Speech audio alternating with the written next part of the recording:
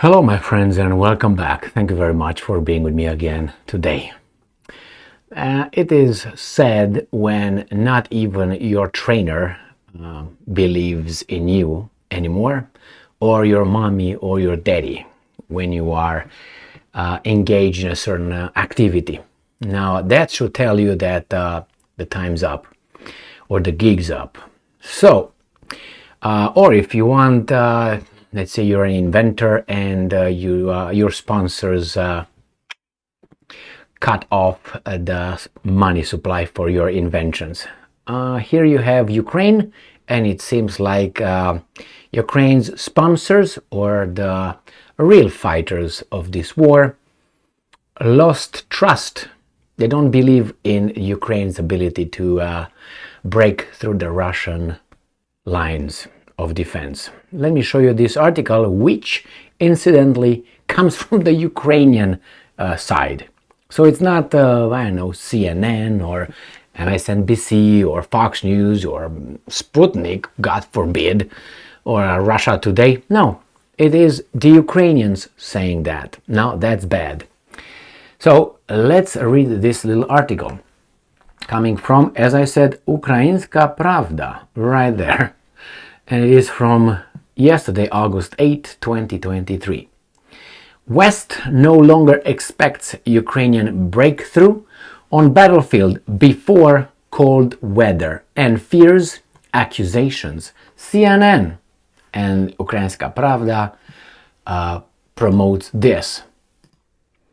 I don't think this comes as a surprise for some of us, because it's been 2 months since they've been trying in this counteroffensive and they didn't do much.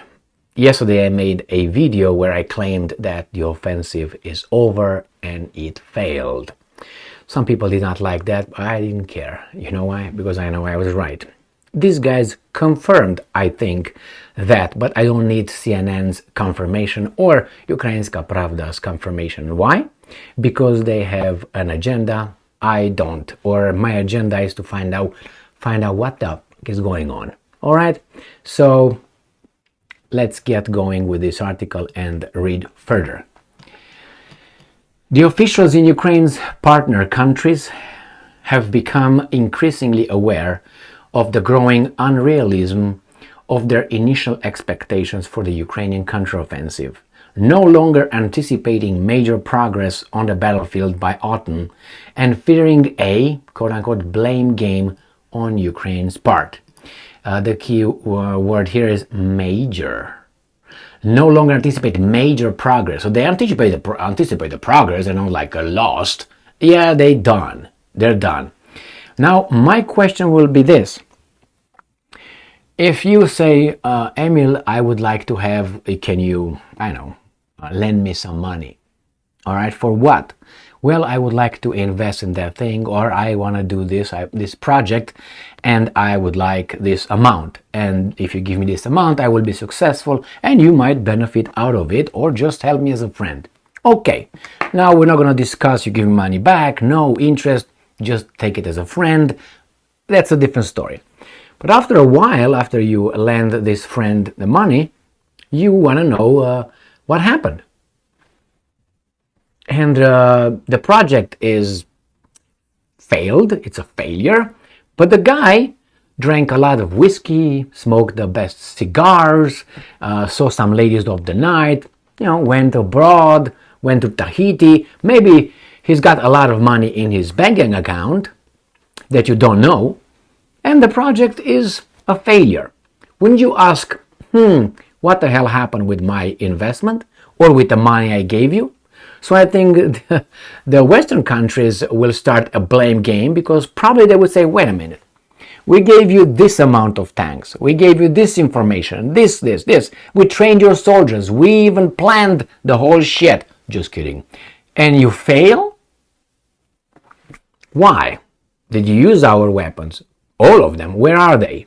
How many did you use? You start auditing the BS. And I'm afraid that's one of the reason why these guys did not succeed. But I don't want to get ahead of my skis. So let's read further. Details. Following weeks of Ukraine's much anticipated counteroffensive, Western officials are receiving increasingly sobering, end quote, assessments of the potential of Ukrainian forces to retake significant territory. Four senior US and Western officials familiar with the latest intelligence told CNN.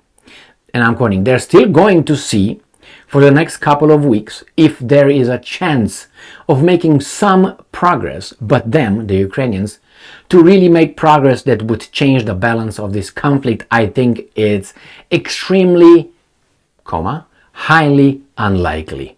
End quote, a senior Western diplomat told CNN.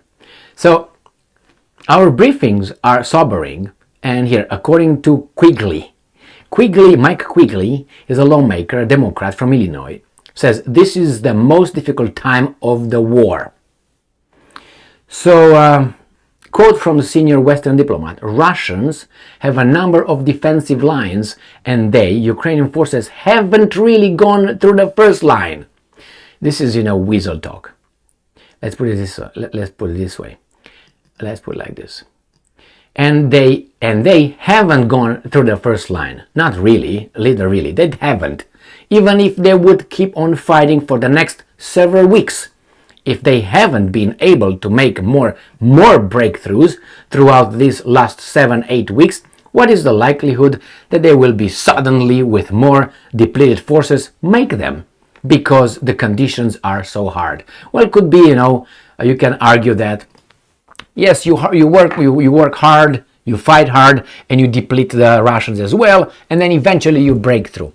That could be a point. That's why they try. But the whole point of an offensive is the surprise effect. The surprise effect was gone from 3 days before they started the invasion. Because they kept saying, the Ukrainians, we're not going to invade, we're not going to tell you. The Russians already said these guys are going to. They are. And they say, they started invasions. No, we didn't. I covered that. And after the Russians said, I think on Sunday, we say, well, they're in full-fledged counteroffensive. The other guys were still denying it. Until I think Wednesday, when they say, well, we might be, yeah, okay. It took them a week for Zelensky and the weasels to come and say, yes, we are on an offensive right now. We've been for a week, but hey, we're not going to tell you anymore. Why? Because their offensive, the surprise factor was 0. Therefore, they say, well, as I stated then, they didn't want to say it because they didn't have any success. That's how they're going to be breaking through, and as soon as they do it, oh, we did it. But since they didn't, they denied it. And I made the same case then, I'll make it right now. So, yeah, we'll find out now, what will the West do? I mean, the Ukrainians will do their thing, the Western sponsors and organizers, planners will do theirs. And we are the ones that are deep in our butts. We, not them. They're still going to keep their positions, and we're going to be just make it that way. Zelensky is still going to be where he's at. Reznikov the same, Shmihal the same, Yermak the same.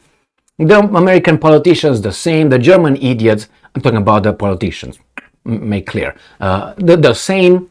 The British the same. Nobody will lose their job. Nobody. None of these guys. And they will start saying, what didn't we do? Okay. No, do you think that's what they're going to do? Look over and say, okay, let's see here what's going on. Or they'll say, no, more of the same, more weapons. Because, if you do the same thing over and over and you get the same result, or at least lack of, you continue using the same shit. But that's not what the point is of all this thing. It's about certain entities to make a profit. That's what it is. Make a profit. And in the meantime, if Russia breaks, then the profits will come as, you pay back your backers, not backers, the planners, the schemers. So it's bad when even your family stops believing in you, let alone the trainer or the teacher. That's bad. Thank you very much for being with me again today. Stay strong, stay smart, look for the truth, and be just.